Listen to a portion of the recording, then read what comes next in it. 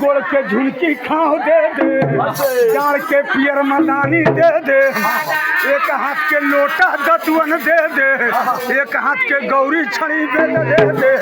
कान के पाट के जानव दे दे, सिर के लटपट जोड़ी पाग दे दे, हम तैरा स्नान करे चले जाऊ बोनी तू नहीं तो मैया बोनी मार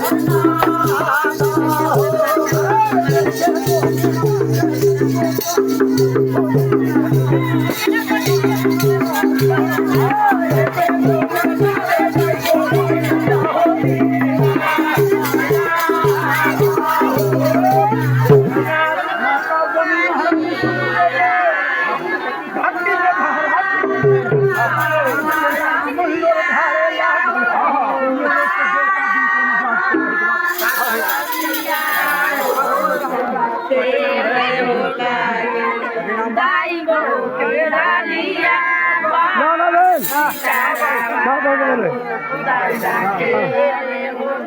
गुप्ता दाम होला नाम घंटा बोले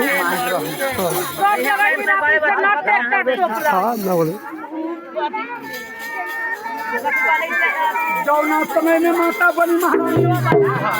आज उहे देवता दिनकर महाराज के कहवा वो देवता दिनकर महाराज जयपुर वाला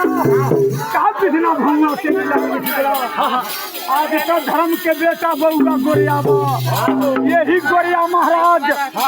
जौना समय में डोला मुगल पैठान घेर लेंगे हरदम शादी के रचना कैले आई गोरिया न रहित चगली बन जंगल में झूला लेके मुगल चल जाइत राजमंका में आज धर्म के बेटा हम मन ले छी गोरिया के धर्म के बेटा हमर गोरियाबा आज हमरा कोख से अवतार न बा कहियो बेटा मतारी के नाता बा आज बउआ गोरिया हमर सेरा जेबे तेरा पोखर में बड़ा बड़ा कालबा जाय के जेबे करी लौट के न आता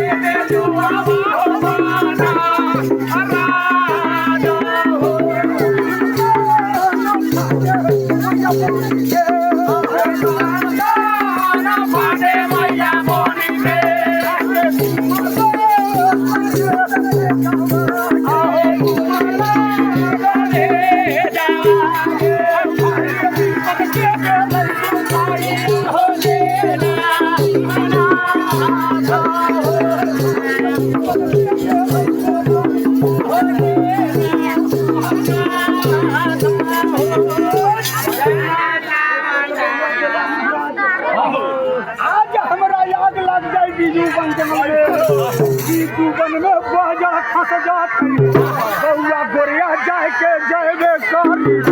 लौट के न अतै बीजू बन एकरा देख के सबूर बान एक माता बनी महारानी तन करे जे फाटे लागल ऐसे एक बड़ा बड़ा कालवा कैला पोखर